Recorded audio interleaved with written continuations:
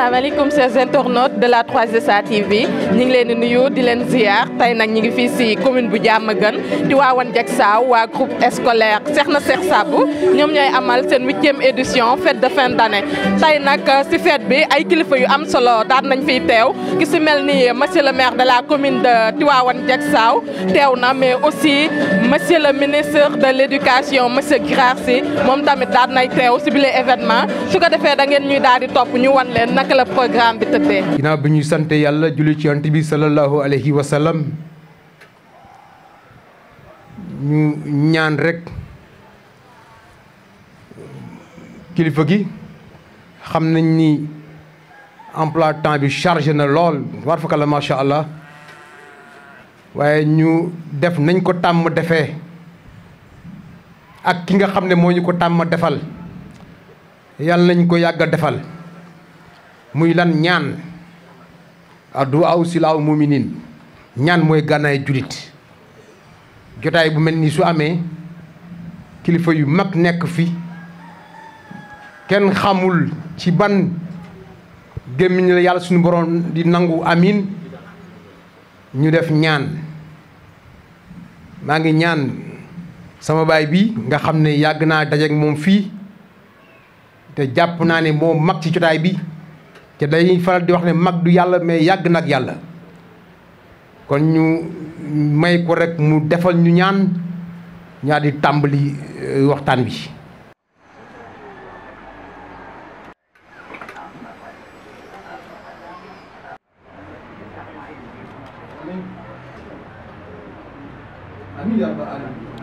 comme li ñu def léegi imam defal ñu ay ñaan. dañuy jublu si l'hymne national du Sénégal après ñu door tàmbali programme bi nga xam ne incha allah moom moo ñu fi ñu tey muy cérémonie d'excellence bi nga xam ne institution Cheikhna Cheikh Sadbou moom lañ fi organisé tey avec la présence de monsieur le ministre de l'éducation nationale monsieur Guirassy Sy. Également nous avons la présence de madame Sofiatou Malick Mbaye honorable députée à l'Assemblée nationale. Nous avons également la présence de monsieur le maire de la commune de Tivaouane Diacksao monsieur Moussa Fall. Donc, sans plus tarder, nous allons procéder d'abord à l'hymne national avant donc d'entamer le vif du sujet.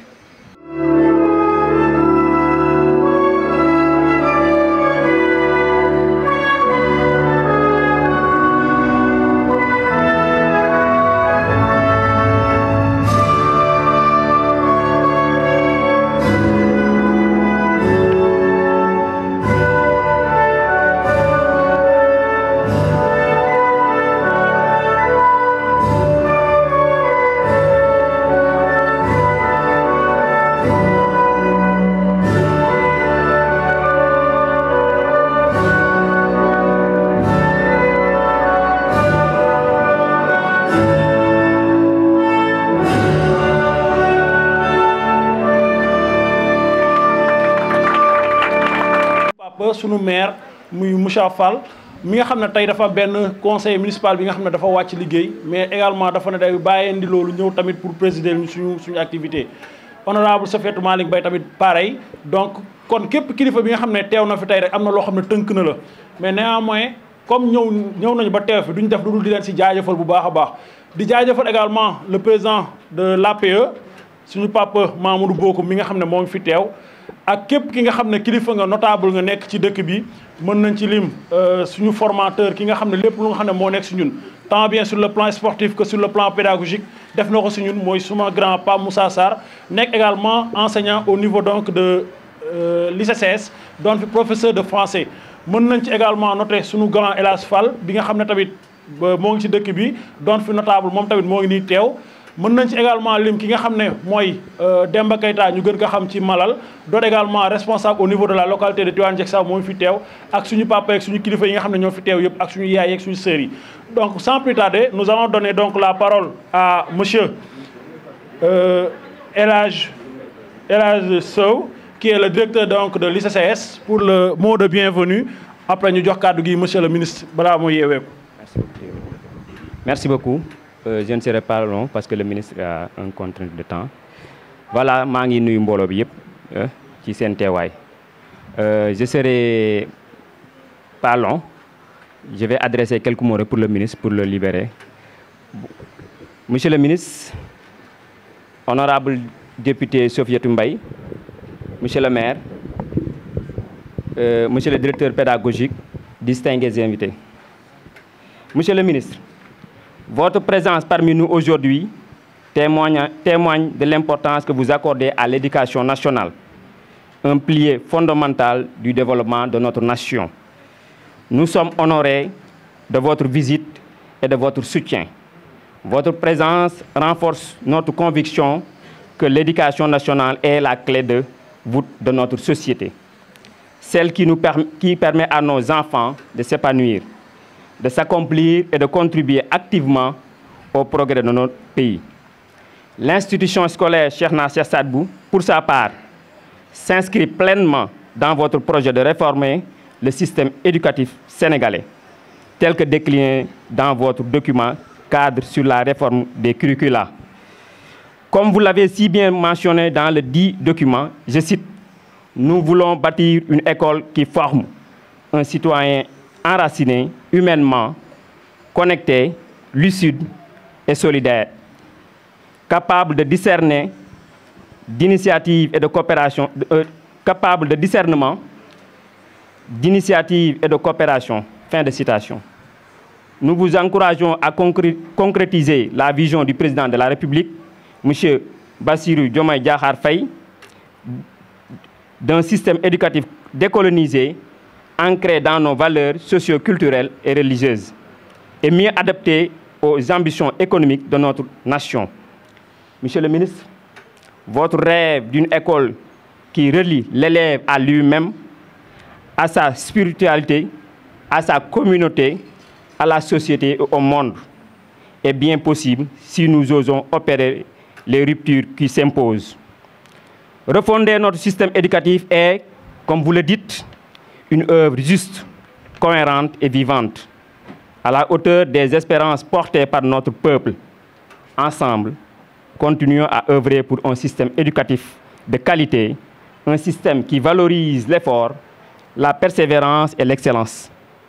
Un système qui offre à chaque enfant les outils nécessaires pour réaliser pleinement son plein potentiel et construire un avenir meilleur. Une école, comme le dit Monsieur le ministre, régénère la confiance, éclaire le choix et accompagne le devenir. Encore une fois, félicitations aux lauréats. Merci à tous pour votre présence. Nous souhaitons à tous une fête de l'excellence et que cette journée soit une source d'inspiration et de motivation pour tous. Vive l'excellence, vive l'éducation, vive l'institution scolaire Cheikhna Cheikh Sadbou. Merci. Merci beaucoup, monsieur le directeur.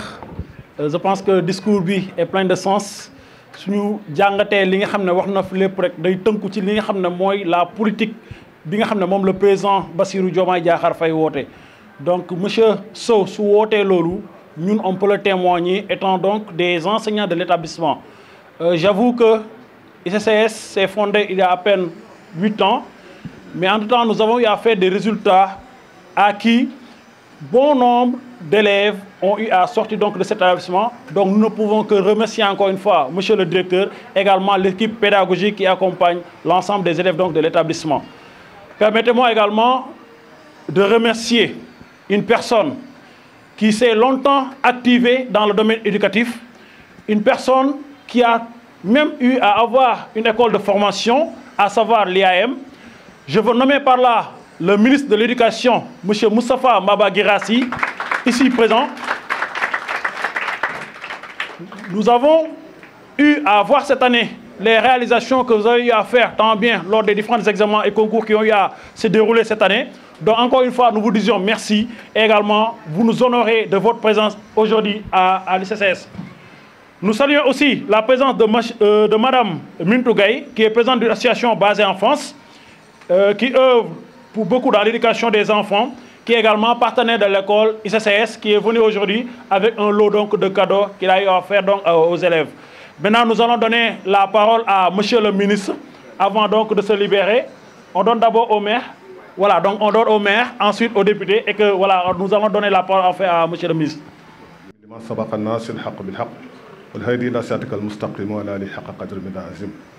mbokk yi asalaamaaleykum wa rahmatullahi taala wa barakaatu. kaddu du gudd kaddu dalal rek la dalal jàmm monsieur le ministre de l'éducation nationale ñëw tey honoré ñu dans notre commune dans la commune de Tivaouane Diacksao kon dañ ko dalal jàmm mu wax ko bismillah sur cette commune nag il y a des écoles privées, il y a des écoles publiques. Nous avons 3 écoles publiques, dont la première est l'école Aline Gueye. Seul était le centre d'examen de l'arrondissement de Thiaroye. En tout cas, il y avait la commune de Diamaguène Sicap Mbao, commune de Mbao, commune de Thiaroye-Géej, commune de Thiaroye Gare. Tous faisaient leurs examens ici à l'école Aline Gueye. Merci, machallah. Tous les centres sont élargis, toutes les écoles sont des centres. Ça, c'est l'évolution de l'éducation. En tout cas, nous voulons soyez les bienvenus dans la commune de Tivaouane Diacksao. ci liñ la dénk tamit ñu la ci ñaanal yàlla barkeel suñu borom subhanahu wa taala dafa wax ni ndaw dañ koy jàngal yar ko boo ko yaree jàngal ko fu mu dem ëllëg dina fa nekk. On a commencé par l'éducation après l'enseignement supérieur kon yaa ngi jàngale yaa ngi yar suñu paree nag ñu soog laa jox nag xam-xam yu kawe yi ba mën ko conserver kon ñu ngi lay wax bismillah sur cette école une grande école privée Sathioro wax na ko léegi qui a prouvé qui a sorti beaucoup de bacheliers ici dans notre commune. loolu nag suñu sag la suñu sutura la macha allah monsieur Sow merci encore monsieur Diop merci mais les parents d'élèves yi nga xam ni romb nañ école yëpp tànn Cheikhna Chadibou monsieur le maire amul seen fay yàlla fay leen merci beaucoup merci beaucoup. di nuyu tamit le président de l'APE ak tous les parents d'élèves ak képp ku fi toog rek Sathioro son excellence maa ngi lay nuyu di wax ne monsieur le ministre honoré nañu mais tamit honoré nga département de Pikine bi yëpp boo fi ñëwee c'est à titre symbolique. Comme d'habitude rek ñun élus yi ñu ñooy ndaw askan bi dama ciy profito mën naa ne profito entre guillemets ndax heure bu ma la bëggee gis naa la gis heure boo waree ñëw assemblée di nga fa ñëw mais dama koy wax devant assemblée bi ne au niveau du département de Pikine école privée ñoo fi ëpp fuuf école publique yi xalaat si bu baax école privée ñoo ëpp fuuf école publique yi te parents yi loxo yi jotewul ginnaaw noonu lañ cee bàyyi xel fii nag au niveau de Tivaouane Diacksao suñu mënoon am benn lycée parce que léegi assiette foncière amul mais mën nañ di tabax à hauteur nga xam ne xale bi fu mu jàngee dina fa mën a continuer curriculum yëpp ba mu jeex. di la féliciter gis ne yaa ngi ci yoon bi bul teggi sa loxo parce que xam nga li vision 2050 wax parce que c'est le président de la République Bassirou Diomaye Diakhar Faye mooy déterminer la politique de la nation jël ko teg ko ci loxo monsieur le premier ministre Ousmane Sonko nga mu jël def le premier ministre dénk la liggéey bi nga xam ne xam nga lan la. di la inviter di ci profito le 16 au niveau de Tivaouane Diacksao am nañ journée porte ouverte. parce que sa institutrice fii la dëkk mooy Safiatou Mbodj mi ngi fii sunu ginnaaw fii la dëkk sargaloon nga ko boo ko sargalee sargal nga doomu Tivaouane Diacksao yëpp. may wax ne di ci profito xale jàngal nañ leen mais tam ma leen wax félicitation lauréats yi di encourager ñeneen yi parce que nit ki boo defee lu baax dañ lay wax jërëjëf. Mes chers élèves je vous encourage continuez sur cette lancée. sous la houlette de vos professeurs mention spéciale jërë ngeen jëf merci beaucoup. ça may jéggalu dañoo war a dem depuis démb dañoo am atelier 22h lañ fi dugg si damay déglu monsieur le ministre su ma paree après dañuy dem ni Radisson incha allah dañoo am atelier mais mënoo leen ñoo woo ñu bañ a. Merci beaucoup honorable soo ko waxee dinañ ko gëm parce que y avait également le député Babacar Ndiaye qui devait également répondre présent. mais séminaire boobu tey jii moo ko tënk ba moom moo tax ñoo ko ñëw donc soo ñëwee dañ la siy jaajëfal bu baax a baax donc sans plus tarder nous allons donner la parole à monsieur le ministre de l'éducation monsieur Moustapha Guirassy. asalaamaaleykum maa ngi nuyu sunu njiitu gox gi bu ñuy accueillir mooy monsieur le maire di ko sant bu baax nuyu honorable député di nuyu bu baax. nuyu monsieur le directeur monsieur Sow Ladji Sow nuyu monsieur Diop mooy le déclarant responsable ñu itam kilifa yi fi nekk yëpp ak suma waajur suma xaritu papa wala ma kontaan loolu fekk ko fi Sall nuyu tamit le chargé de mission à la présidence de la République beral nag ay nuyoo les enfants la prochaine fois dama bëgg xale yu nekk ci biir pas nekk ci ginnaaw parce que ce sont des moments il faut ñuy dégg il faut ñuy comprendre seen bis la ñu bañ a aakimoo mbir bi yëpp mais j'espère que ñoo ngi may dégg xale yi est-ce que yéen a may dégg est-ce que yéen a may dégg voilà donc yéen a tax ñu ñëw fii soo leen may dégg ne leen ma waaw est-ce que yéen a may dégg waaw da ngeen liggéey bu rafet moo tax ministre bi ñëw député bi ñëw maire bi ñëw parents yi ñëw ñëpp ñëw pour tàccu leen dama leen di ñaan yéen ñëpp ñu tàccu xale yi donc seen liggéey rafet na torop yow noo tudd yow waaw bu sol lu jaune li waaw noo tudd ah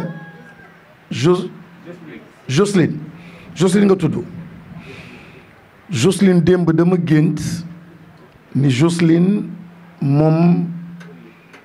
dafa nekk médecin tàccu leen loolu yow mi nekk ci wetam yow noo tudd Fatoumata mais Fatoumata bintu Rasoul ngoog kii laa gisoon mu devenir benn futur président de la République du Sénégal mais am na benn góor tamit bi ma gisoon benn xale bu góor ci gént bi benn xale bu góor waa yow waa bii def nii yow gis noo tudd Babacar Malick Mbaye yow tam géntoon naa la nga nekk benn patron boo xam ne di dawal ay avion partout yow tam gént naa yéen ñëpp dem leen géntoon ngeen nekk de grands patrons te yàlla mën na ko def dégg ngeen li ma wax da ngeen di góorgóorlu di continuer jàng bi ngeen di def incha allah ñëpp jàpp ci et yàlla mi ngi leen di réserver lu rëy koo gis mu yore oto mu yore kër yu rafet mu yore xaalis mu yore nekk ay position place bii la nekkoon wante dafa góorgóorlu yàlla jàkk ak école bi yenent bëgg sallallahu alayhi wa sallam mooy nga góorgóorlu tabaxi école ba wante ñun de jël ci poche dem yaakaar ni yaa ngi sarax dem tabax yóbbu tappi yóbbu ndox yooyu baax na wante bii gënoon mooy nga indi ay kaye jox xale yi bii gënoon mooy nga dindi ko dugal def brique bii gënoon mooy nga participer di jàppale structure yu mel nii ci seen jàngale moo ëpp solo fop moo ëpp daraja moom moo ëpp tiyaaba kon mbir bi ci biir la nekk tabax doomu aadama moom la moo tax maa ngi leen di encourager di leen féliciter bu baax gouvernement bi nag incha allah su ma teewaay fii teewaayu ministre bi député bi ak teewaay autorité yëpp ak kilifa yi benn rek la mooy dinañ ci jàpp incha allah loo leen xewle nañ ko yëg am na tamit ay loo malheureusement waa non loowu ministère bi incha allah dina wax li ñu nar a joxe wóoruma nag moo tax may xaw a hésité mais su ma waxee mu ëpp yéen a ko moom su manqué dinaa ko génne suma poche complété ko kon incha allah dinañu joxe 5 tablettes aux enfants est-ce que am na tablette fii amul tablette kon dinañ leen jox 10 tablettes aux meilleurs élèves dinañ leen jox tamit ay cahiers ay sacs mais ainsi de suite jàppale leen aussi ci ay équipement maanaam de bureau table soxlaw leen ko mais classe yi gis naa table yu bëri nag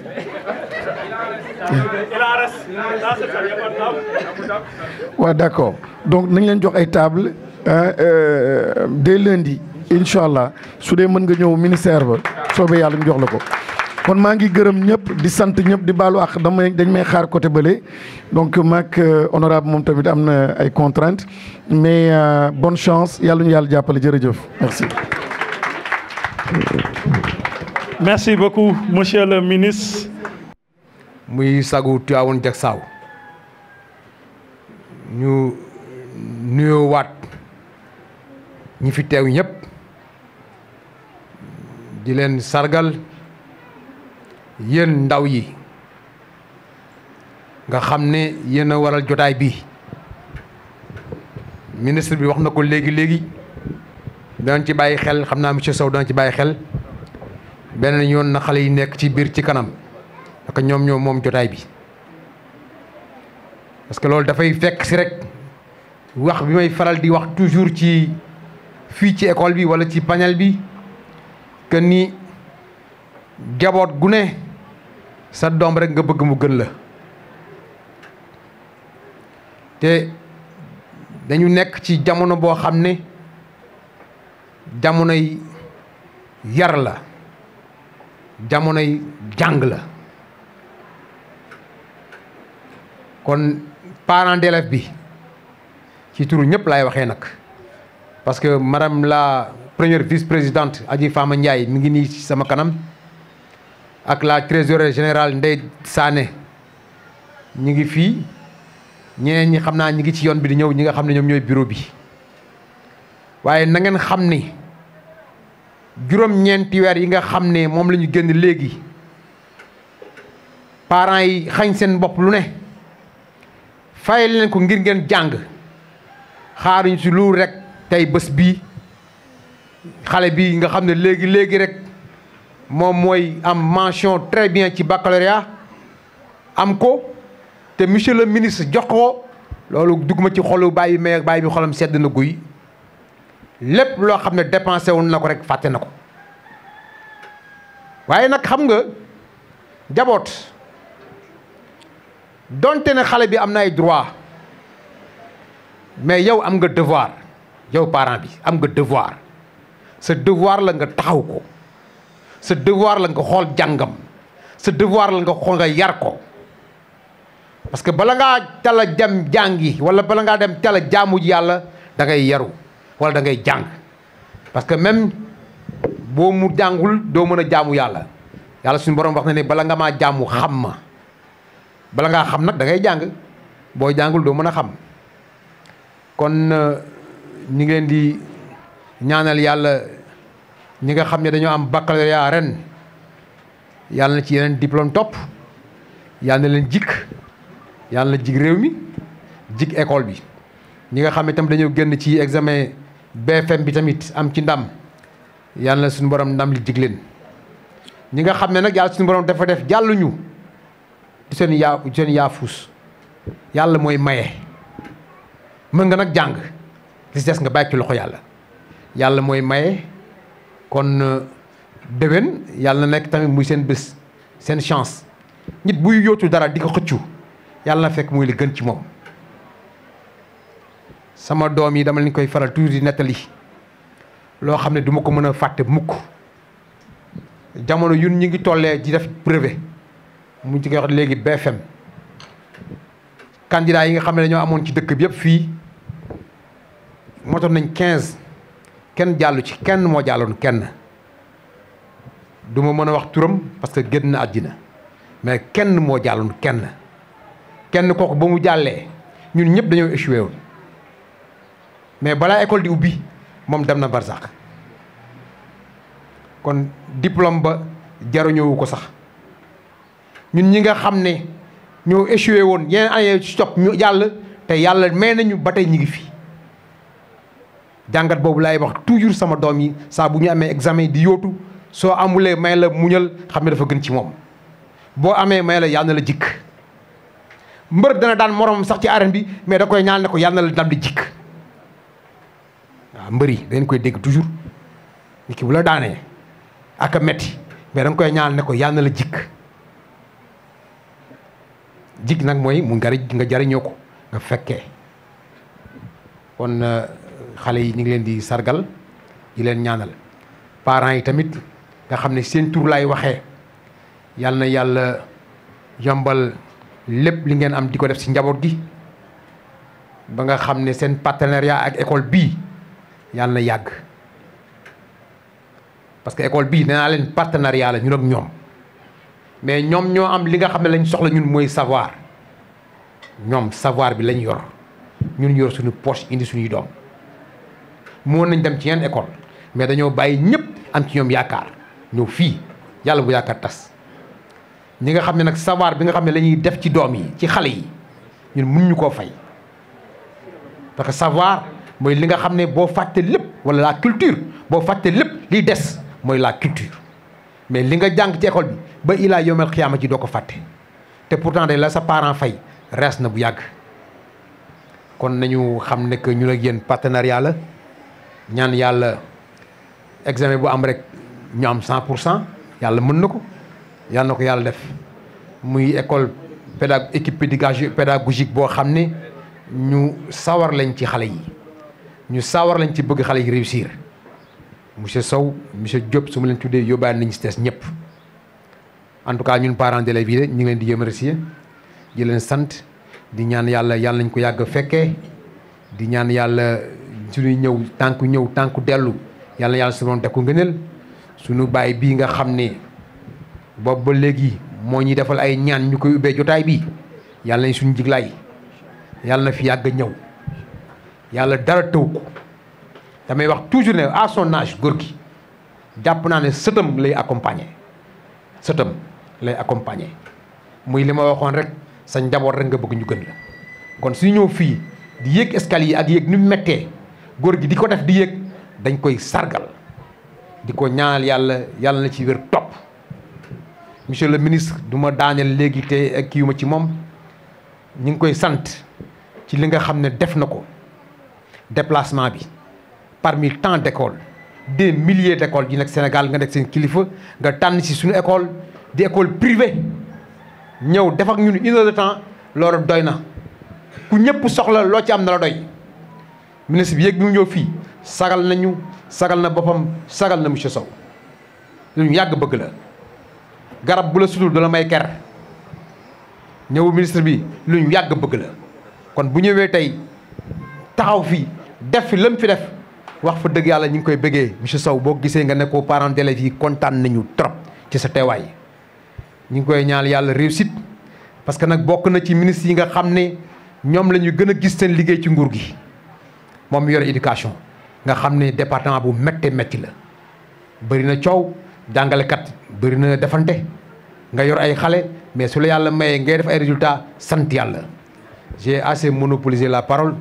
mais ngeen xam ne rek li nekk ci xol bi yëpp bari na mënu ma génne tuuti laa ci mën génne maa ngi nuyu ñëpp di ziar ñëpp allahumma salli ala sayyidina muhammadin wa sallim. jërëjëf papa yaakaar naa ni kàddu gi am na solo parce que comme ni ma ko waxee sànq rek dans tout établissement wala dans toute entité dafay baax parfois ñoom ay parents yoo xam ne ñoom ñooy accompagner seen ay doom donc su ñu amee bureau association parents d'élèves bu mel ni yéen du ñu def lu dul di leen ko santé ak di leen ko gërëmee bu baax a baax en tout cas ñun am nañu mbégte si li nga xam ne mooy collaboration bi dox entre les parents d'élèves ak ICCS parce que bientôt 9 ans ñoo ngi liggéey ensemble mais collaboration bu rafet lañ ci gis collaboration également bu saine lañ ci gis parce que comme ni ma ko waxee sànq dañoo nekk dans un établissement privé te ñun ñëpp xam nañu que ni ñi fiy jàngale weer bu dee dafa am loo xam ne école bi dafa warloog ñoom parents yi am également loo xam ne dañ ko warloog école bi donc bu demee ba liggéey bi mën a jàll rek c'est parce que derrière am na ñoo xam ne ñoom ñooy accompagner te ñooñu yéen lañ donc ñoo ngi leen di jaajëfalaat bu baax a baax a baax voilà donc au nom de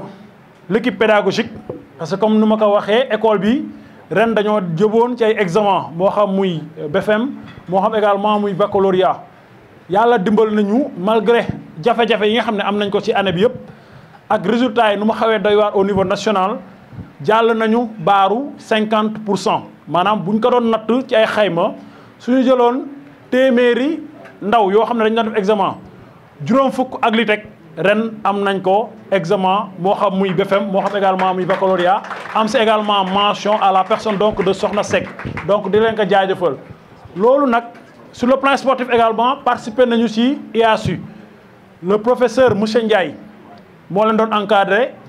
xale yi dem def fi jéego yoo xam ne maanaam c'est quelque chose à saluer tant bien au niveau donc de l'IEF comme également au niveau donc de l'IA parce que am nañ fii 4 xaw ma 5 élèves yoo xam ne primé nañ leen fii te ñooñu ñëpp ñoo jël P si activités yi nga xam ne moom lañ ci doon def mu nekk athlétisme donc monsieur Ndiaye également ñoo ngi koy jaajëfal bu baax a baax di féliciter également élèves yooyu nga xam ne ràññeeku nañu rien que pour vous montrer que à ICCS on pallie les deux, c'est-à-dire on pallie le sport et les études ba ci élémentaire bi xale yi ñu ci gën a tuuti ñoom ñëpp dañ leen di jox ay tenue de sport ak ay blouse yi nga xam ne moom la ñuy jàngee chaque mercredi xale dañuy dem terrain ànd ak seen enseignants yi ñu leen di defal activité sportive donc su ñu amee résultat donc ça peut s'expliquer. Maintenant à l'ICCS également nous avons des professeurs qui sont entre autres des sportifs. Je peux prendre ma personne, je prends également la personne de monsieur Sarr ici présent. Ñun dañoo yàgg nekk ci classe yi wan ndaw ñi que ni y a également monsieur Diané qui est là, il y a le surveillant monsieur Ndaw, ñoom ñëpp c'est des sportifs. Hein? Les anciens gloires également sont là, les monsieur Balakoun, monsieur Ndiaye autres. Donc dañoo mës a wan ne élèves yi que même si bu ñu dëkkee Diamaguène chaque fois dafa am loo xam ne dañ koy étiqueté maanaam dëkk la boo xam ne ndaw ñi làmb la ñu bëgg dëkk la boo xam ne ndaw ñi football la ñu bëgg mais au delà de football bi au delà de bëre bi dañuy wan ndaw ñi que ni chaque fois mën ngeen réussir c'est-à-dire tant bien vous pouvez pratiquer vos activités sportives mais en même temps ngeen boole ko ak seen jàng te da ngeen ciy génn monsieur Sarr bii toog du ma am kersa fenn di ko wax dafa jàpp sama formation tant bien sur le volet sportif moo nekkoon sama coach ba muy football cadet Jubo sur le plan pédagogique mu ñëwaat également jàppaat sama formation ba école bii may jàngale moom moo ma fi indi donc genre yi dañuy ñoo xam ne dañ leen war a promouvoir dañuy ñoo xam ne dañ leen war a won ba dëkk bi xam ne que ni Diamaguène en réalité am na ndaw am nay mag ñoo xam ne vraiment seen loxo sell nañ te mën nañu bokk fu ne tey moo ngi nii toog mais principal école la te musul génn Diamaguène musul dem fenn Diamaguène la jàngee Diamaguène la màggee dama leen di ñaan ngeen tàcc ko bu baax a baax a baax donc ci noonu tamit moom la ñuy jox kàddu gi pour mu wax au nom donc de toute l'équipe pédagogique maa xam képp koo xam ne yaa ngi fiy jàngale dañuy jël suñu kàddu dénk ko monsieur Sarr mu ñëw wax au nom également de l'équipe pédagogique bi nga xam ne moo fi teew devant les parents d'élèves donc monsieur Sarr vous avez la parole.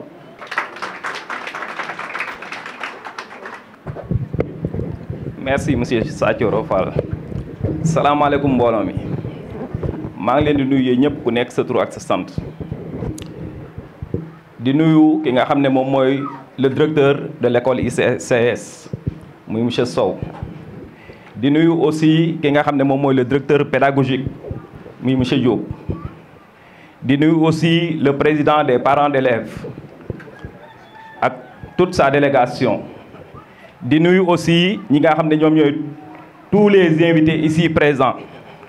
di nuyu aussi sama collègue de l'élémentaire au lycée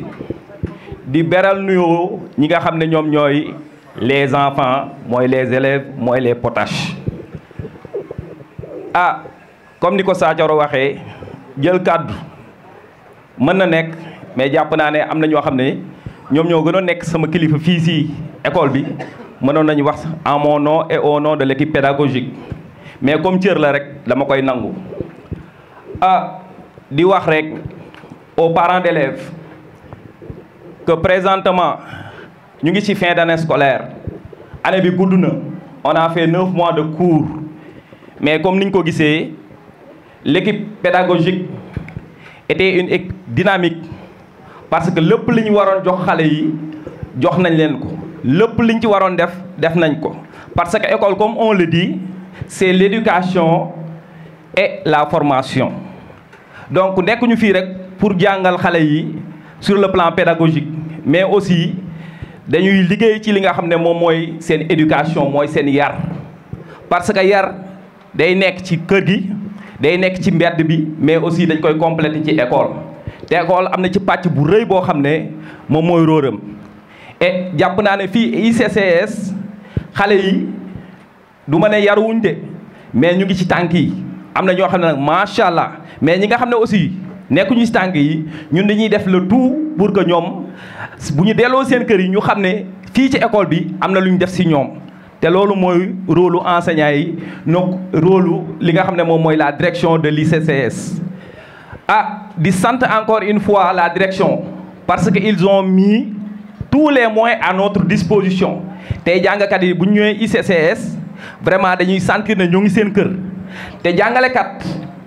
balaa moo mën a jàngale il faut mu sentir ne ñi nga xam ne ñoom ñooy ay kilifam ñu ngi def ci ñoom lu mat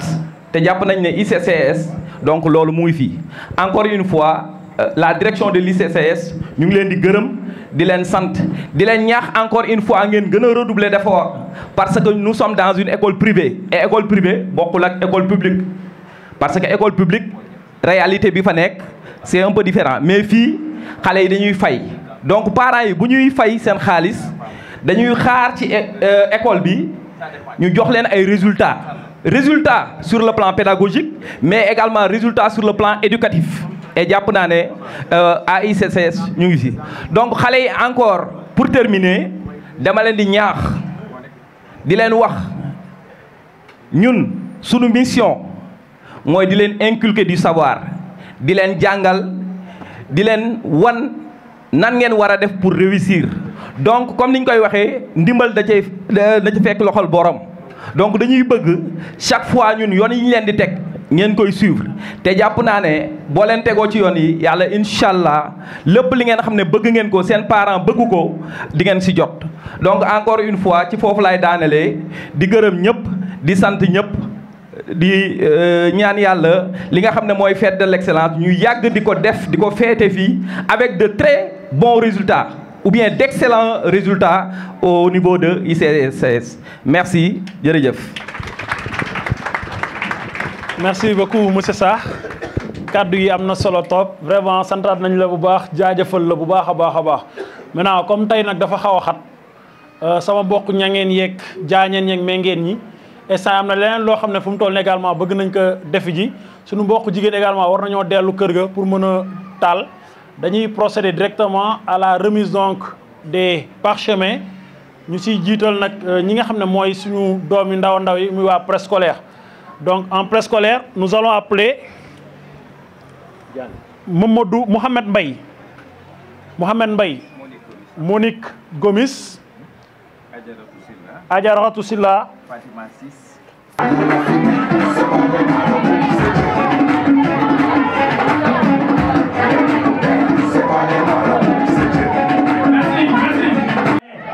ñett ñi mën nañu fecc rek ñi départage rek dina jafe de départage rek dina jafe de ah ñu ne man bii yu war a ñu xool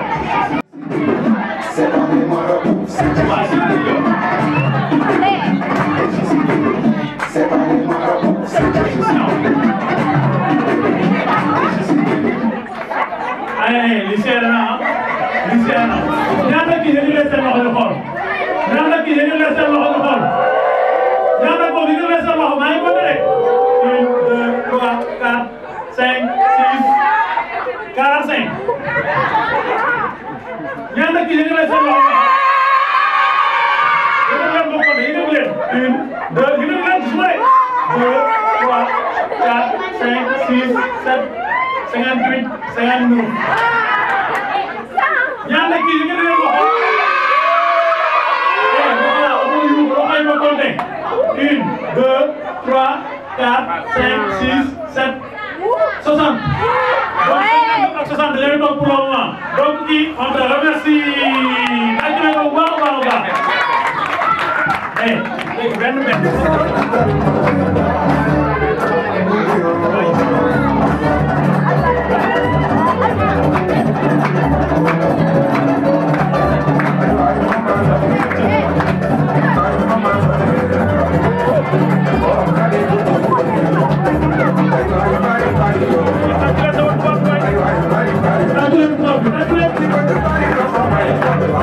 daanaka moom am na solo bu baax a baax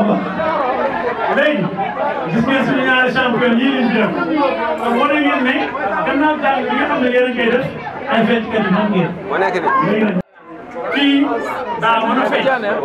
kii tamit daa mën a fecc. Monsieur Seck ah ok le parent de Bidou Seck ça va ça va bien. Cette année, tant bien pour l'examen du baccalauréat, comme également pour l'examen du BFEM. Nous allons terminer en beauté avec la remise de 2 tableaux. Ces 2 tableaux sont offerts par le personnel de l'école institution Serna Cheikh Sadbou. jàngalekat yu nekk institution Serna Cheikh Sadbou ñoo boole seen doole génn ci seen ñàkk ne gannaaw parents d'élèves yi wóolu nañ leen ba dénk leen seen ay doom dañuy jël chaque année ñaari parents d'élèves yi nga xam ne ci année bi ñoom ñoo ci gën a ràññeeku ñoom ñu jagleel leen ay prix année scolaire bi ñu génn am ñaar ñoo xam ne ci seen taxawaay vraiment ils ont été remarquables sur tous les plans du ma lim mais su ma waxee ils ont été remarquables kenn ku ci nekk xam na fu may waxee ndax ñëpp xam nañ les temps sont durs relier les deux bouts également c'est un peu difficile donc ci noonu ci la ñuy woowee ki nga xam ne ah man de sama tantay bopp la sama xarit la sama conseillère la moom ak borom këram muy madame Kidé doon yaay ci Mohamed Kidé de la classe de 3e ay doomam jaar fii amee fi ay diplôme Aïssatou Kidé également nekk fii en classe de première Abdourahmane Kidé ñoo ñëpp jaar fii madame Kidé ràññeeku lool ren ci année scolaire bi voilà donc école bi nag ñoom ñu ne dañ leen di jagleel benn prix donc prix bi ñi nga xam ne ñooy jàngalekat école bi ñoom ñoo leen ko jox donc dañuy woo ki nga xam ne mooy suma nijaay suma papa Mamour Bokoum le président donc de l'APE mu ñëw jox ki nga xam ne moom si moom la bokk muy madame Kidé di woowaale également monsieur Kidé pour mu ñëw pour la photo taxawal ne papa nga photo voilà tableau bi ngay gis nii personnel bi nga xam ne moo nekk ci école bi ñoo ko jagleel madame Kidé ci taxawaayam bi nga xam ne am nga ko ci école bi année bii nga xam ne moom la ñu génn donc au nom du personnel de l'école institution Cheikhna Cheikh Sadbou nous vous disions merci pour la confiance merci également pour l'effort consenti durant toute l'année ak accompagnement bi nga xam ne defal nga ko élèves donc vraiment ñoo ngi la ciy sant bu baax a baax di la gërëm di la jox également kàddu gi rek nga wax également yan gis-gis nga am par rapport école bii di institution Cheikhna Cheikh Sadbou nous avons également la présence de l'IEF de Thiaroye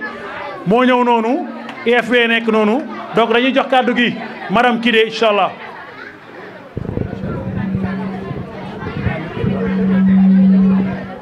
asalaamaaleykum maa ngi nuyu ñëpp seen tur ak seen sant di ko commencer ci personnel bi ak seen jiiti di leen wax ne kontaan naa trop maa ngi leen di ñaanal école bi jëm ci kanam parce que xam naa li ci école parce que man damay jàngale xale yi ku leen yor rek yaa ngi ci coono ma nekk ci école nag ma indi sama doom fii école bi ma fi ñëw ba tey aw ma fi lu ma naqari enseignants yi ñu ngi def seen liggéey personnel bi ñu ngi def seen liggéey ñu ngi yar xale yi ñu ngi leen di jàngal surtout man sama élève bi nga xamante ne ni Mohamed ku dëgër bopp la ku ko supporté rek kooku amu na xol sama doom bi fi lañ jàngee te wax dëgg yàlla aw ma ci benn déception nit ki ne da ngay jàngale mais yàlla mooy maye da ngay jàngale da jógoo pour dem jàng pour am diplôme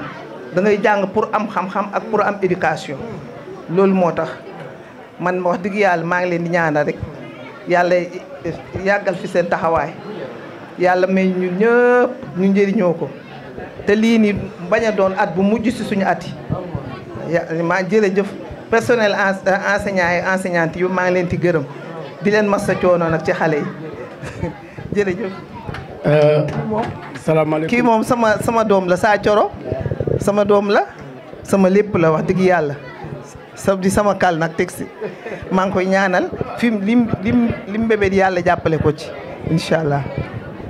salaamaaleykum mbooloo mi mënoon naa bañ a jël kàddu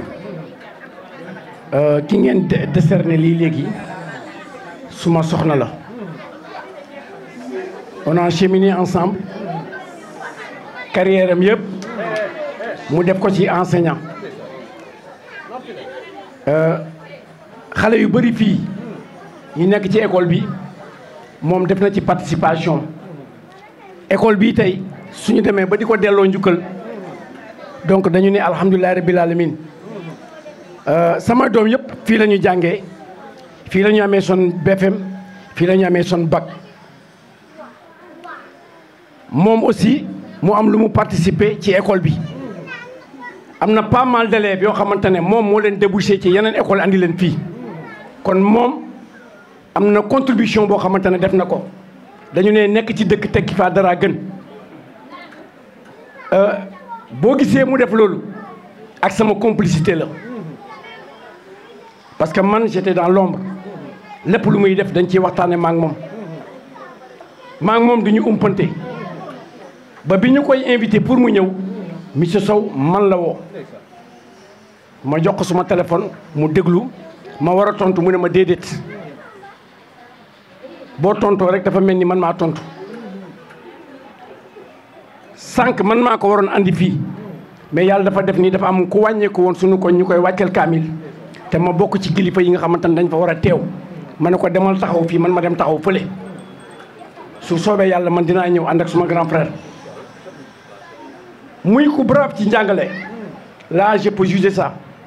mu yore benn école bu muy jàngale école bu ñu nee Mikado à l'heure que je vous dis ba tey directeur bi nangu ko bàyyi pour mu ñëw te man ma war a déménager mais directeur bi nangu ko bàyyi pour mu dem beneen école bu nekk tubaab jalaawo tamit woo ko nu mu tudd école école bi ñoom it woo ko mais moom fu mu toll nii ñoom ñoo koy xëccoo pour dem ma ne ko pourquoi pas munoo ñëw ci école bi nga des fi kon donc moom deret bi jàngale moo ciy daw kon donc su ñëwee tey ngeen deseer na ko lii tey dañu ne alhamdulilah rabbil alamin ñu leen di gërëm di leen di sant ci école bi réussite bi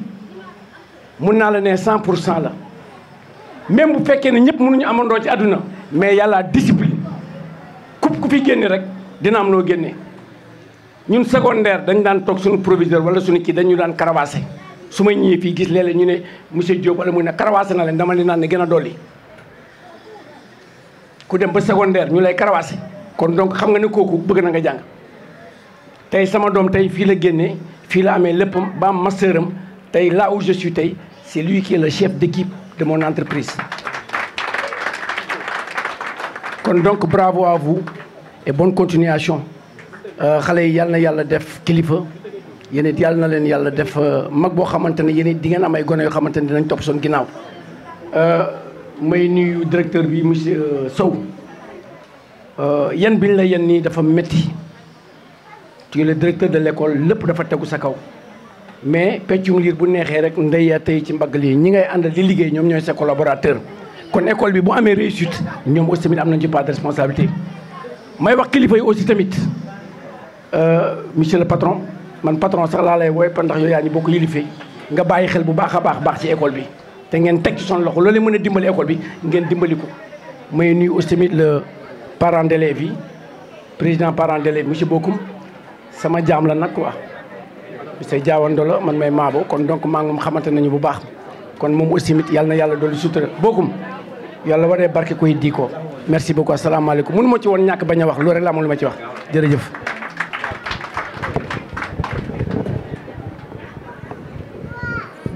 ñi ngi jéggul di jëlaat kàddu gi di nuyuwaale monsieur l'inspecteur mi nga xam ne mi ngi doog a ñëw di ko jox wàccuwaayam di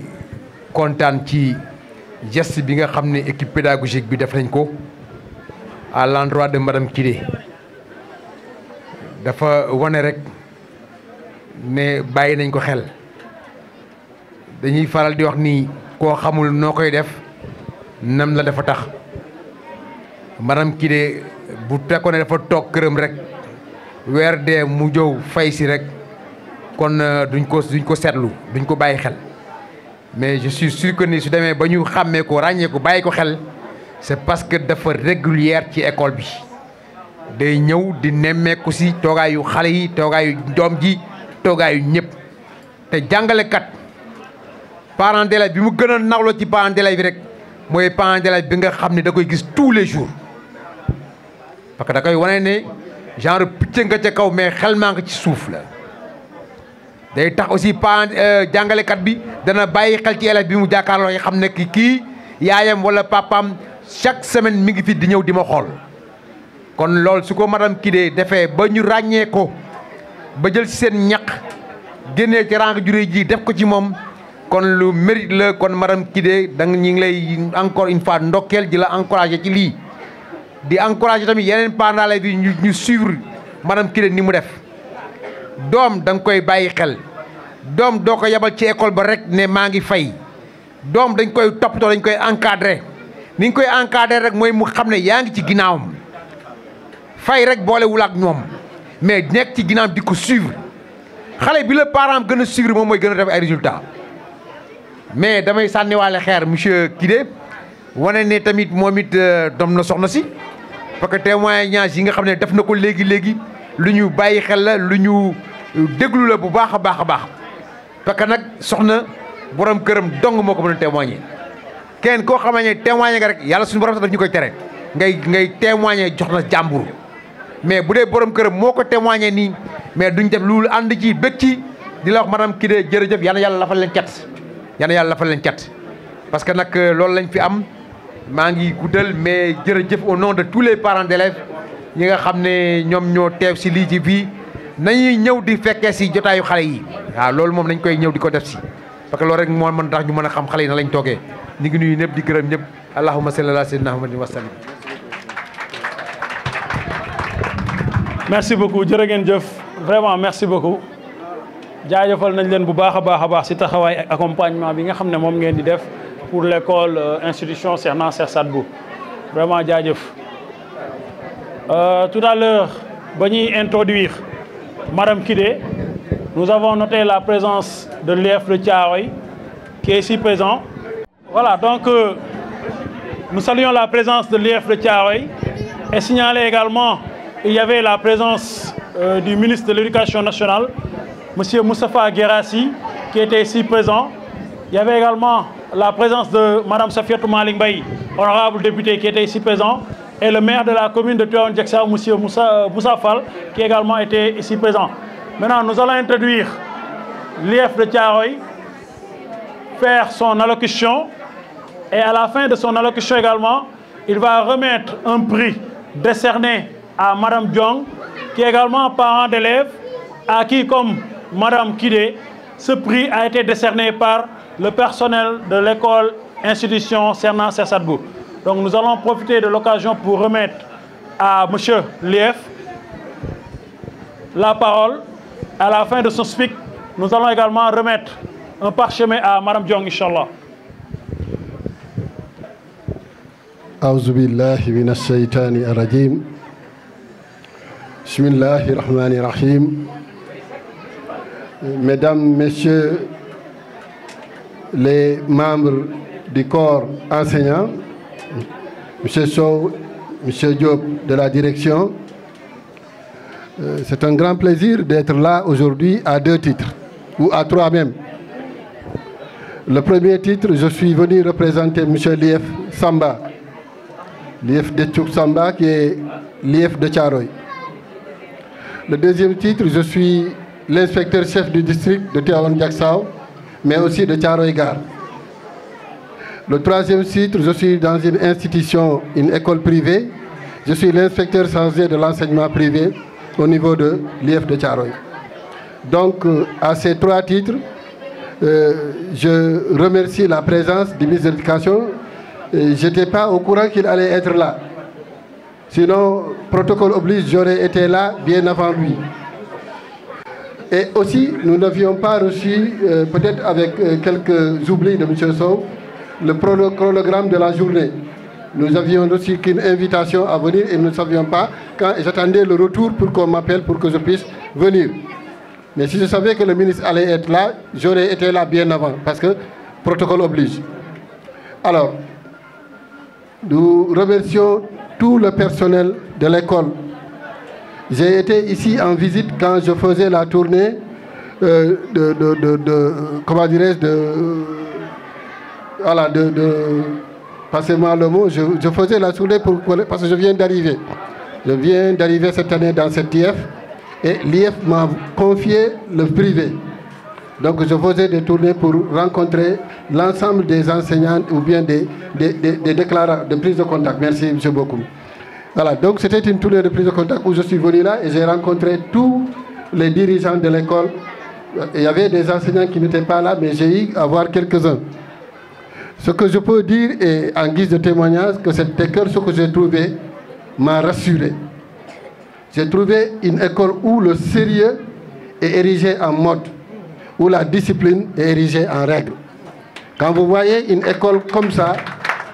vous n'avez pas autre chose que d'avoir confiance, mais aussi de travailler pour donc, que cette école aille de l'avant. Et j'y suis là. Parce que je l'ai dit dans une rencontre avec le secteur privé de l'éducation, qu'ils sont des gens ou bien des personnes qui ont mis leur argent dans les structures privées, mais qu'ils font partie du service public. Et que par conséquent, tout ce que nous devons faire pour le secteur public, nous le devons aussi au secteur donc, privé. C'est pourquoi j'ai décidé, et ça en accord avec l'IEF,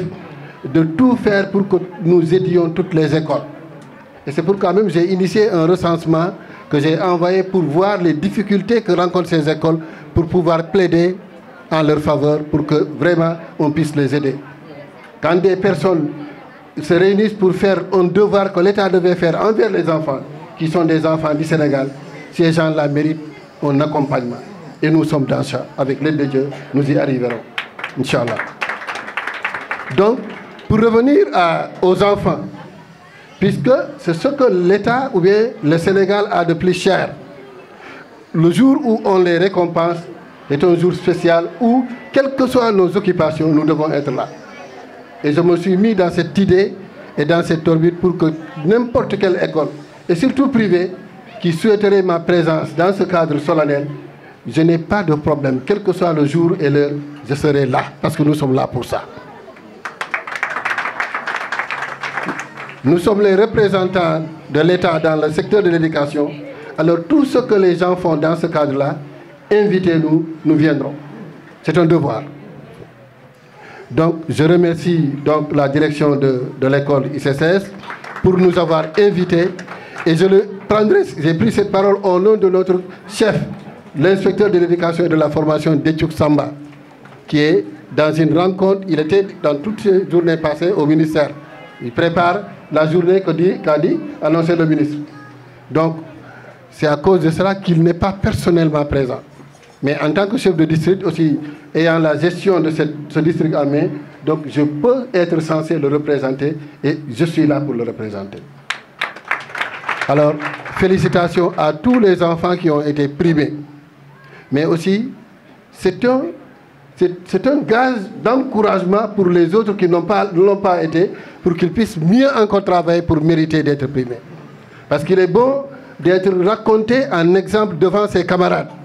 Ça permet aux autres qui ne l'ont pas été de tout faire pour arriver à ce stade. Et vivement que ces cérémonies continuent dans les écoles. Je vous en remercie d'en avoir fait. Merci à toutes et à tous. Salam alaikum. Merci beaucoup, monsieur l'inspecteur. Nous vous prions également de rester pour remettre également ce prix à Madame Diong, parent d'élèves, qui a eu à se démarquer du lot des parents d'élèves cette année, de par également son accompagnement. Madame Diong,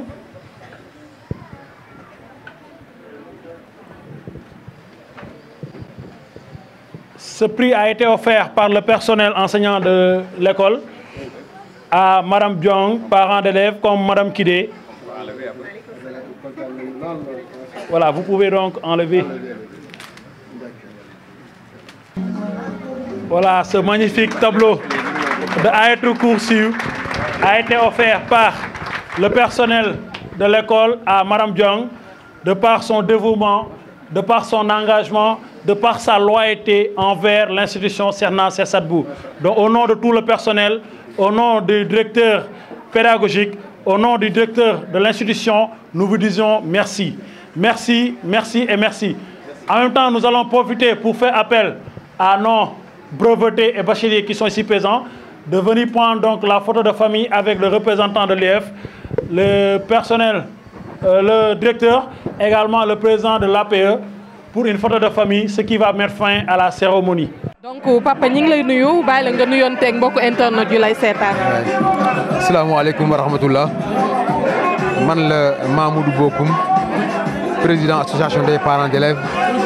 bu institution Cheikh Sadbou radiyallahu ta'ala anhu nekk fii ci commune Tivaouane Diacksao. tey naka nga gisee fête bi. bon xanaa sant yàlla bu baax bu ñu mayee ñu démarrer ci année scolaire bi ak bismillahi rahmaani rahim ba génn ci alhamdulillahi rabbil alamin di sargal sunu njaboot yi nga xam ne tey ñoom ñoo waral sunu jotaayu tey bi nga xam ne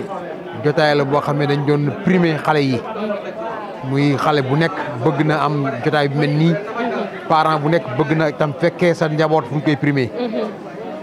en tant que parent d'élève tey ñu gis ki nga xamante ne mooy le ministre de l'éducation daal di ñëw gën a encourager xale yi lan nga yëg bi nga ko gisee. bi ma ko gisee dama kontaan yëg ni suñuy njiit ñi ñuy bàyyi xel parce que le ministre malgré son emploi temps très chargé fexe na ba xajal ci école bi muy une école privée nekk dans la banlieue kon su fekkee ne ministre bi ñëw na tey du ma def lu rafetlu taxawaayam rafetlu teewaayam muy ci koo xam ne tamit am nañ ci moom yaakaar ngir li mu doon parce que avant muy nekk ministre dafa nekk en même temps éducateur yore école de formation boo xam ne ku ne bëgg nga faa dem jàng ji waaw. donc tey soo amoon message booy lancé élèves yi wala ndaw ñi en global lan lay doon. li ma leen di lancé daal ci message bi mooy nañu bàyyi xel seen bopp xam ne ñoom ñooy yaakaar réew mi parce que am na benn proverbe wala benn adage bi wax ni dis-moi quelle jeunesse tu as je te dirai quel peuple tu seras demain. kon xale yi ñoom ñooy yaakaaru réew mi te addina bi dafa nekk addina boo xam ne dafa nekk loxo ndaw yi réew mi nga xam ne ci lañ nekk réewu Sénégal nga xam ne 75 wala 80% de sa population est une population jeune. kon ñoom ñooy yaakaar réew mi te nag nañu xam ne que njàng ci la lépp nekk xale boo tolloo ci njàng da ngay jàng malgré fii ñu nekk nga xam ne c'est une école privée malgré que jamono neexul mais parents yi ñi ngi sacrifié wu ngir seen doom tekki ëllëg te nag damay faral di wax ni kenn bëggul kenn ko gën lawul sa njaboot sa doom rek nga bëgg mu gën la kon xale yi nañ xam ne seen parents yi sas nañ leen ginnaaw bañ leen juree ay yaakaar lañ seen ci ñoom parents yi yaakaar leen ngir ñu mën a tekki ëllëg jëriñ réew mi yor réew mi parce que nag nañu xam ne que koo jàngul doo mën a tekki ëllëg ñi tekki na de te jàngul loolu am na mais nag jàng dafa gën a wóor waaw jàng dafa gën a wóor xale bu tollee si jàng na jàng. ñu bàyyi la nga joxe kàddu gu mujj gi. kàddu gu mujj gi daal mooy maa ngi remercier ñëpp